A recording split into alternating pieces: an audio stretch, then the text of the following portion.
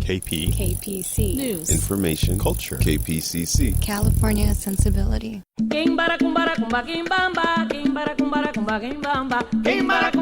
Hi, I'm Rebecca Lehrer. And I'm Amy Choi, and we are the Mashup Americans. We talk about the tangle of race, culture, identity, and what makes us who we are. Just the basics, guys. Nothing serious around here. We talk to people who share their lived experiences as mashups. People like the journalist Soledad O'Brien. So my mom's Cuban, Afro-Cuban. My great-great-great-grandmother was a slave in Benin, we found out when we did our ancestry. And my dad is Australian, but his parents came through Ireland to Australia, helped settle Australia. On his mom's side, a couple of generations back, they're Scottish. So my mashup is very messy, because obviously I'm a Latina with freckles. And but you know what the best part, I think, is everybody sees in you what they want to see. But before we really get into it with Soledad, we wanted to talk a little bit about our own experiences in navigating our limitations. A few months ago, one of our readers reached out to me saying that a phrase that we had used on our site, mashupamericans.com, which had been used very tongue-in-cheek, was actually really offensive. We had used the phrase American-American. It was a joke, and it was kind of our shorthand to describe a white American who isn't deeply tied to another culture. So the reader was pointing out that the phrase is offensive to Native Americans, and it's also offensive to mashups, because American Americans are Native Americans who are the original Americans. And the phrase also implies that, like, a Korean American is somehow less American than an American American. And you know what? Even though, like, I bristled at it and I was like, what do you mean that it was just a joke? Even though we thought that the phrase was funny, of course the reader was right. And, you know, that conversation led to a lot of soul searching for me as the editorial director of Mashup Americans, and also for us as a company, and about who we built this platform for and whose stories we're telling. Right. It didn't even occur to us that it could be offensive, which was it was complicated. It was funny when we both bristled at it. Our immediate response was like, that's wrong. But actually it was right. And of course, everybody has their own lens on their world. And we are people who think about representation and perspective all the time. And we still make mistakes like that, of course. No, actually, we're perfect. But no, we make mistakes like that, which prove to us yet again why it is so important to always have diverse points of view in everything that you do. Mm-hmm. And even though we built Mashup to tell about a very specific experience, which, to be honest, was basically ours as first-generation immigrants, you know, we can always be more aware and open to others and learn. Right. And so I, for one, am extremely grateful for people who do that, who challenge me to be mindful of my limited perspective and do it with love. That brings us to our guest today, Soledad O'Brien, who you guys definitely know. She is an eminent journalist and has been a champion of stories and diverse perspectives her entire career. She became a household name when she was a CNN anchor, where she made dozens of documentaries, and she runs her own media company now. Major lady inspo over there. And, you know, for her entire career, she's been a journalist in rooms full of journalists who are not like her. That is to say, a first-generation Australian, Irish, Afro-Cuban mashup. Oh, and a woman. Never forget. She's also been a woman in a room mostly full of white dudes. You know, she shared with us basically the incredible story of the moment when she realized she had a seat at the table, and she realized her agency and power in shaping the culture of the news. Oh, man. Take it away, Soledad.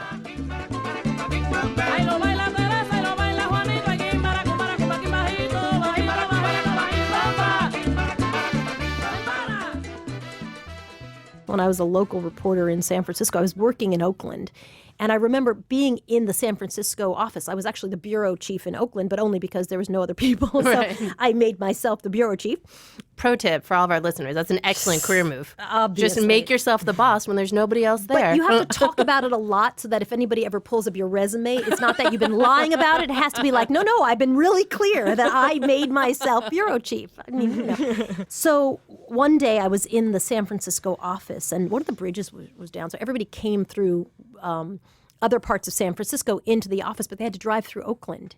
And it was for the morning meeting. And it was really all the producers and executives, and I remember the whole entire thing was like, oh my God, I survived. Woo, drove through Oakland. I mean, by the way, they're on a 5-lane highway or something. Right. Yeah, it's not the like 85 or they're whatever. Yeah. Right. They're not stopping at corners. Yeah. And I remember thinking like, wow, these people freaking hate Oakland. They hate, and it was just such an insight. I was young. It was 95.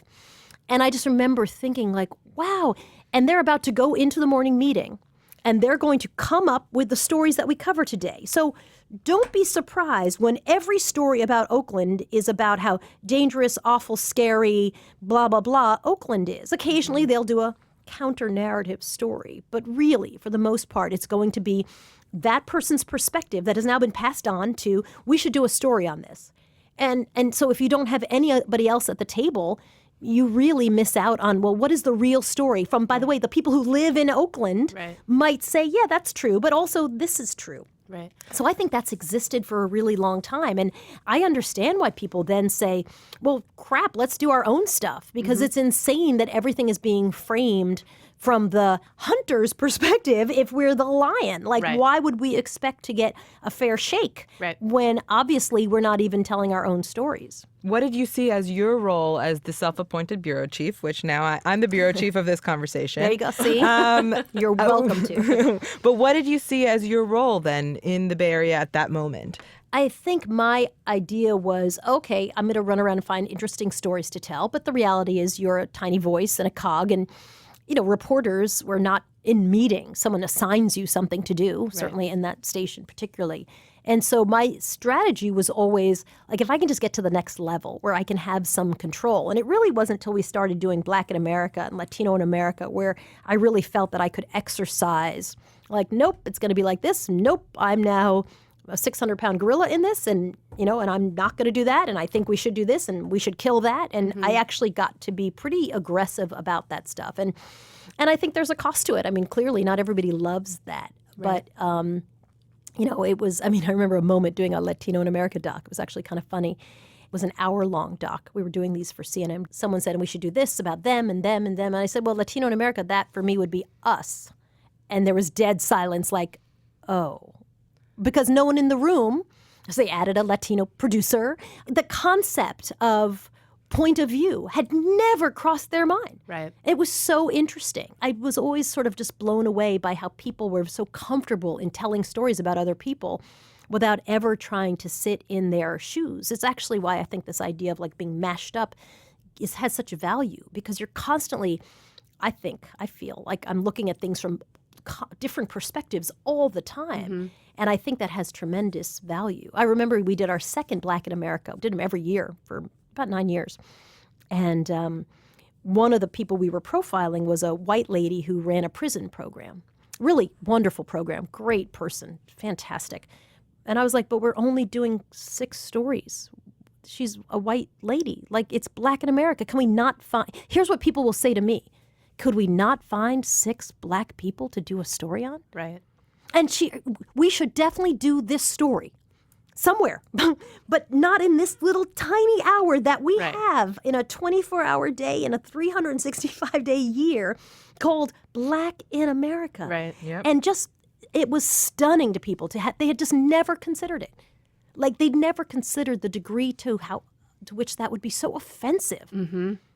And she was lovely, like absolutely deserving of a story for sure. Just maybe not on the Black in America show. Yeah, and and so those kinds of conversations, I think I always felt sort of surprised. I'd like, God, I can't believe, those were the kinds of conversations where you go back to your girlfriends and pour yourself a giant glass of wine and be like, I have to tell you about my day today. Right. Like that this was a difficult conversation. Not everybody agrees with me. Like, I'm going to have to do this 6 more times and then finally throw a tiny little hissy fit so that we don't do this. Right. Mostly because I was like, I know who's going to get the credit and the blame, and it's going to be me.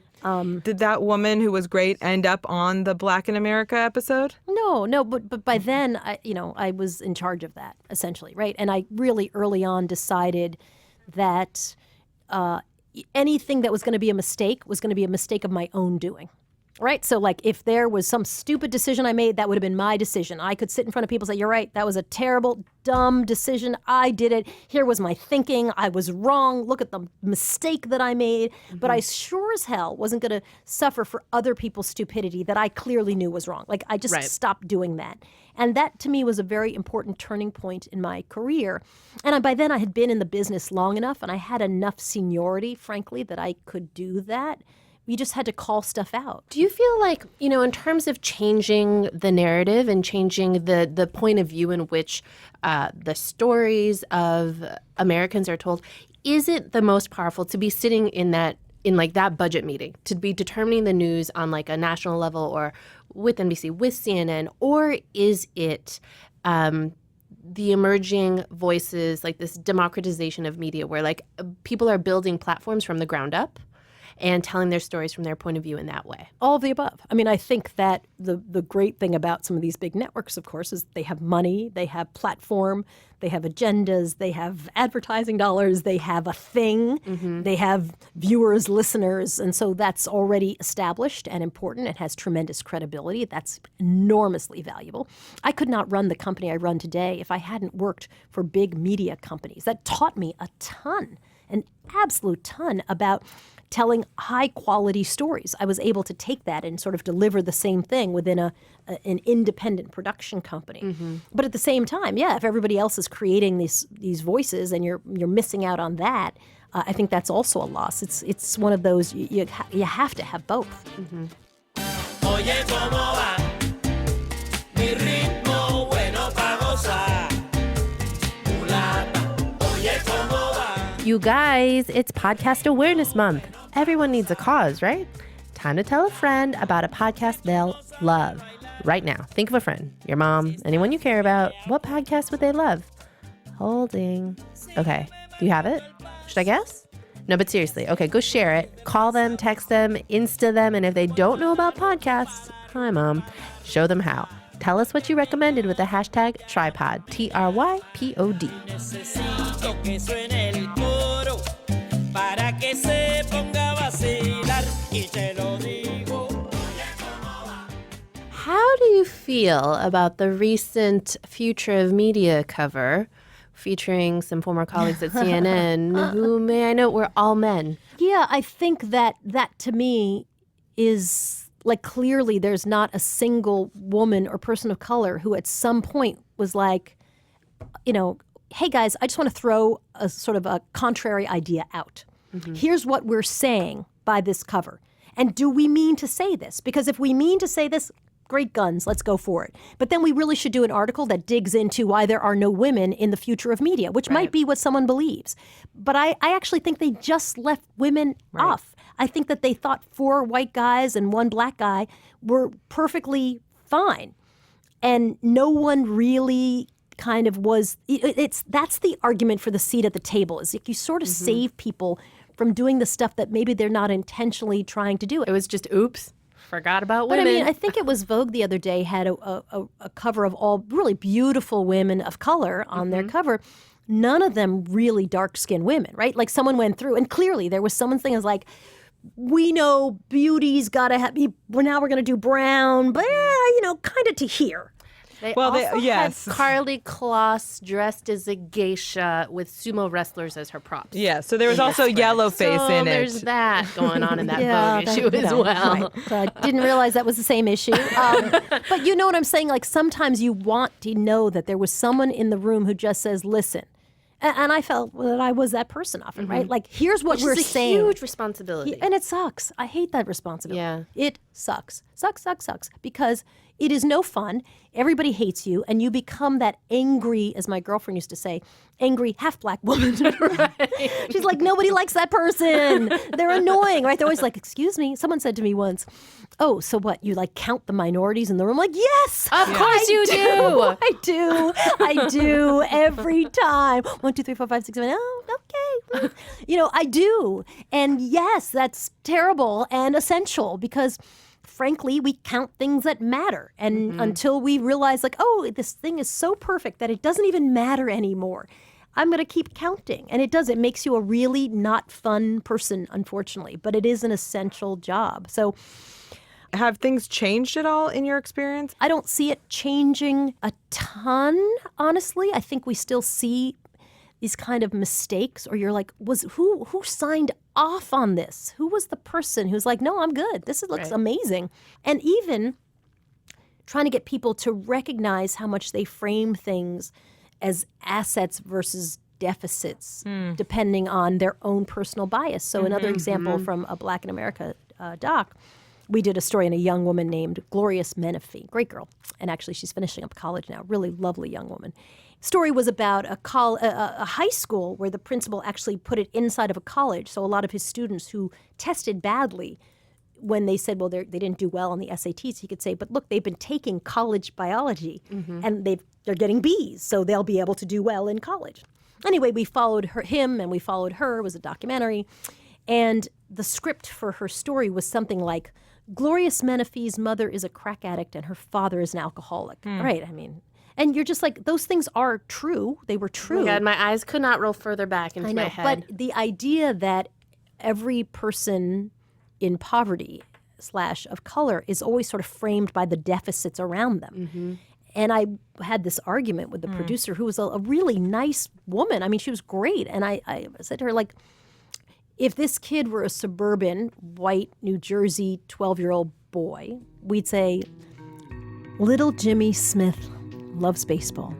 He took on a paper route last year because he's trying to raise $100 to go to baseball camp. Every night he takes his mitt, puts it under his mattress, trying to soften it up so that he's ready for the big game.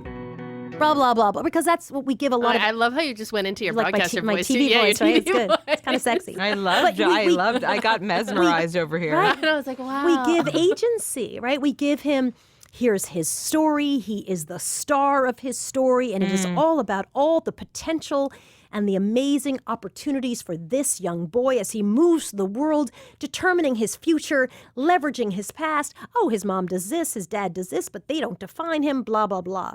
And when it comes to poor people, we have all these shorthands. So-and-so lives in the ghetto, their mom is this, their dad is this, a crackhead, blah, blah, blah. And it's so obvious. We deficit frame people, certain people, and we asset frame other people, frame them with their assets or their deficits. There was a great article the other day in the New York Times where a community that supported ousting immigrants until they realized that they had a friend who they loved. Who Carlos? was Carlos, right? And listen, I thought that was an amazing article. I would have liked another article from Carlos's perspective. Yeah, but Carlos's perspective is not the only one. Right. I think it was fascinating to walk through, you know, because sometimes people are like, I only want to hear. No, I want to hear from all sides. I really think like there's no value in not hearing from somebody else's side on something. I really actually don't mind that at all in a moderated conversation. So yeah, shoot, I was dying to know what Carlos thought of his neighbors. something that we have rubbed up against a lot in the past, I would say 5 or 6 months. This idea of being fair and of seeing all sides, and what does it do to us if seeing all sides feels like violence on us? So like, Carlos is like not quite the story of Carlos is that he was an undocumented immigrant living in Southern Illinois, I believe. And the Times did a story on him and how his district in Illinois had voted overwhelmingly in favor of Trump, mostly for they were hoping that coal mining, I think, would come back to their area. They hadn't realized that their friend, neighbor, restaurant owner that they loved, Carlos, was undocumented. And now they were shocked and upset that Trump, the guy they voted for, is, going to take Carlos away. So there's certainly two sides to that story, right? Carlos's, hearing Carlos's perspective, hearing the community's perspectives, and both of those, we sometimes get questions like, oh, what about, you guys talk about identity in America all the time. What about white identity in America? What about looking at the alt-right or white supremacy? And we're like, no, that is, well, in some ways, it just might not be your mission. Right? To me, I mean, that's not your mission. So that's cool. Someone else can have that mission. To me, when I go into a story, I'd never say, listen, the only story of value is Carlos's. Right. It is one story of value. I actually think anything that I think this stuff is interesting, I am interested in. I tend to go hear crazy people give speeches because I actually would like to understand what they're saying. Right. I understand why some people boycott them. I totally get it because I think their First Amendment right doesn't guarantee them to get a big check from a university and a stage necessarily. Right. I would never protest someone. I wouldn't show up if I didn't have an interest in them. Right. But I understand their right to speak. Yeah. And I usually go because I actually really want to hear kind of how they're framing their argument. It's very interesting and very important. I think there is a move sometimes, though, for everyone to say, this person's version isn't interesting, it's only this. Interesting story, I think I'm going to mangle it a little bit about, there's a women's festival where they're debating about a story of rape, a woman who, and the argument is, the perpetrator's version is irrelevant. I disagree. I think the perpetrator, apparently the two of them talk together. It's a woman and the sort of, they do this thing together. I actually think people have an interest in stories. And I really am not a big fan of sort of censoring some version of it because, like, I only care about her version and not his version. And by the way, I might end up by saying his version is an absolute piece of shit. It is not right. It is wrong. But the way he's framing it is there. But I like hearing people's sides of stories. I think it's really important. And I think censoring one side or censoring the other side is equally wrong. But that seems like a critical piece, actually, that last piece of what you said to me, is you actually saying, we heard this story, it had value to hear that perspective, but he's full of shit. I mean, I think that there's this idea that, again, about objectivity, that like, here's two sides, you decide. Sometimes you're like, no, but we have to call them on that. We have to call them on all of their assumptions about women and the way that he assumed he had ownership of her body. Like, why, there's, instead of being like, well, he thought he could have sex with her because she was drunk. There's something about pushing that feels really critical. Yeah, I guess so. But I also think that people have their version of a story, and if you tell it well in a documentary, for example, I mean, I'd have people who I thought were really despicable people, but they had their version of the story, and if I've done my story right, I am highlighting exactly how they feel. I don't know that I need to turn to the camera and say, so you're despicable, right? Instead, I have to turn to the camera and say, so you're worried about Latinos moving here, but you don't know anybody who lost a job, but this is your platform, and your friend didn't lose a job. And you think so who are you doing this for? Right. Oh, and the guy said to me, I'm doing it for the black people. You're like, right, but there's no black people in this town, and you hang a Confederate flag on your house every day, right? Of course. That's the win in the debate, is highlighting someone's hypocrisy, not me scolding him and saying, people, he was despicable, and so I am not even going to allow you to hear his perspective. I think that's a mistake. I think he is a rational human being who has a perspective, and it's interesting. What feels so dangerous and what makes me personally feel very vulnerable is that I think a lot of the stories and perspectives that are being amplified are those that aren't being questioned at all either. That somebody might tell that young boy's story and just give him a platform for saying hateful, terrible, misogynistic things. But that's what living in America is about, right? Right. This is what we have agreed to and all the freedoms that we get. Bad people get a microphone as much as good people get a microphone. And that is what we have agreed to in this world. So they have an absolute right to have their version of their story. And I don't have to pay money for it. I don't have to support it. But I also don't have to listen to it. Absolutely. Right. And they have a right to it. And when people do it well, I think you find it compelling, even if it's, I've interviewed serial killers who got to tell their story. Yeah. And I had an interesting time challenging them to their story.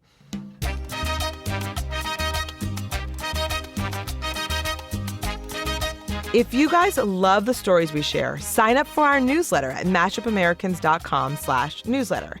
Every Saturday morning, you'll get our roundup of mashup news from around the world delivered right to you. It'll make you think, laugh, and have your thoughts provoked. Could there be a better way to wake up on the weekend? We think not. So do it. mashupamericans.com/newsletter. Todo aquel que piensa que está solo y que está mal, tiene que saber que no es así, que en la vida no hay nadie solo, siempre hay alguien. We'd love to talk a little bit more about your family. Can you tell us a little bit about how your dad from Australia and your mom from Cuba came to the U.S. and had you? Sure. So my dad's family ran a mill that actually started with my great-great-grandmother, who, when her husband died and left her with 10 children, I mean, that's so many kids. She then owned the mill, and the banks wouldn't extend her credit. And so she went to all of the people the farmers who helped them, who they ground up their flour, and asked them for money. And she was able to save her company by going back to the very people and sort of creating a great business. Was a brilliant businesswoman. Yeah. Ended up becoming wildly successful. So the mill became this thing called Defiance Milling Industries. Ugh, even a great name. I know, right? And my dad was expected to become a chemical engineer and work in the mill in some capacity, and hated the idea of that. So he left Australia to go to graduate school in the United States in his early 20s. And my mom left Cuba around age 14 because she wanted to really learn English. She started taking English classes in Havana at a convent school. The Oblate Sisters of Providence actually ran a school for black nuns. And they had a convent, I guess, in Baltimore and in Cuba and probably in Haiti as well, and a couple other places. And so it was not a big leap for her to leave Cuba to go to Baltimore to start living in at the convent and attending school right there. Did she think she was going to become a nun? I was going to ask that. My mom is very, very deeply religious, so I think she would say she never felt called to do it because it was a very important calling, and she never felt, we used to joke about this stuff, and she'd be like, this is dead serious. This is So I think she felt like she wished that she had really been called to do it. That would have been amazing, but she was never called. And so then she started going to school in Baltimore, and being very close to the Oblate Sisters of Providence in Baltimore. And to this day, they ended up helping sort of helping her get her citizenship. Right. And she actually was the one who helped my dad get his citizenship. She got her citizenship first. Oh my God, that's so nice. Did you or any of your 5 siblings ever consider going into the Catholic Church as a profession? I think we as a calling. I think we struggled with going to church, period. So I felt like that kind of disqualifies you. Like, you're not even making the bar of are you really, hey, it's Sunday, there's other stuff I could do. Should I go to church? I think if you're having those kind of level conversations, you're probably not the best Catholic. You probably have not been called. Don't be so hard on yourself. No, I'm just being honest. But my parents met because they both used to go to daily mass, actually. And that's how they met. That's incredible. My dad used to drive, and my mom didn't have a car, so she'd walk. And my dad used to hit on her, literally pull his car over and ask her if she wanted to ride, and she'd decline. And then one day they tried to go out to dinner, but it was Baltimore, 58. And every restaurant wouldn't serve them together. She had said yes to a date. And she brought my dad back to her apartment and made him dinner. And her whole point was, see, if you can cook, you could get a man, because that's how you do it. Yes. And I was a terrible cook, so I used to always like to say, I can't make it, but I can make it happen. Yes. Dial it in, get it delivered. What did she cook for your dad? Of course. My mom literally is an amazing cook. It's actually part of the reason I think I'm a terrible cook, because she was very good at let's see, we have half an onion, a green pepper, let's put that on the open fire, we can make a little sofrito. Okay, I've got there's enough black beans here, let me get those going. And let's see, okay, well, there's always rice in the house, let's make that. Obviously. And then all of a sudden you're like, wow, this is a 6-course amazing meal that was just kind of grabbed and nabbed. And well, I don't really have any cornmeal, but I could take some corn flakes and crush them up and roll the chicken in that. And here's some ham. Let's roll that in. I want to live in your mom's house. Amazing. Oh, it was amazing. It was amazing. My mom now is 87, and she actually has dementia. So it's been kind of a sad thing. But for the longest time, she would say to me, and when I was a kid, she would say, like in college, she'd say, I made you black beans. I made a tin of black beans. It's in the fridge.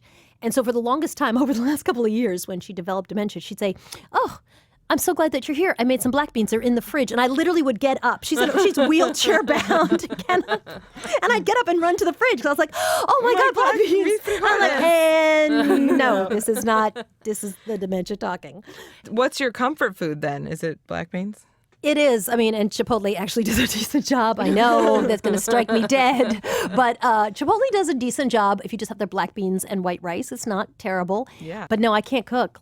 I can cook like 5 things. Which is too bad because my mom, she was an amazing, amazing cook. I mean, one of the things for us is that food is like the easiest transmitter of culture, right? Absolutely. So it's like, I got my babies, like before they could hold a spoon, they had like little kid chopsticks. Of course. So I felt like this was something they have to do. My daughter eats like rinsed off kimchi at 16 months old.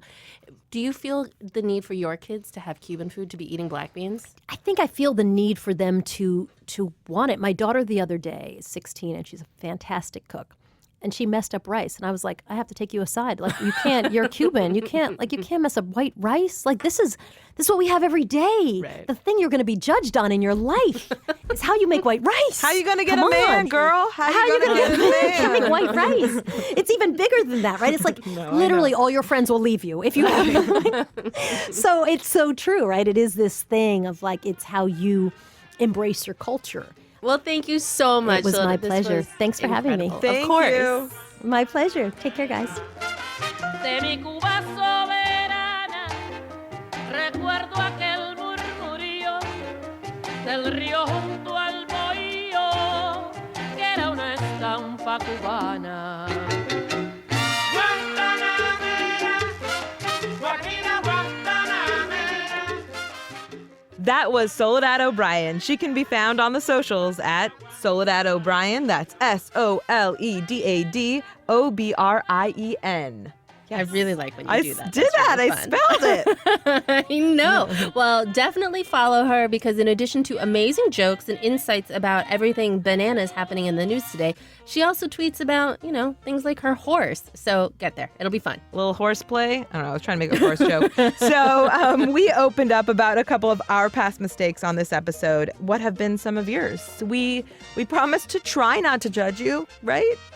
We'll try. A tiny bit of judgment. I don't know. We'll see. We'll see. Share with us on Facebook at facebook.com/mashupamericans or write to us at yo@mashupamericans.com. The Mashup Americans are me, Amy Choi. And me, Rebecca Lehrer. Our producers today were Jocelyn Gonzalez and Hans Butow. Our show is produced by American Public Media and Southern California Public Radio, KPCC. We're also supported in part by an award from the National Endowment for the Arts on the web at arts.gov. Bye. Bye. De donde crece la palma y antes de morir me quiero cantar mis versos del alma.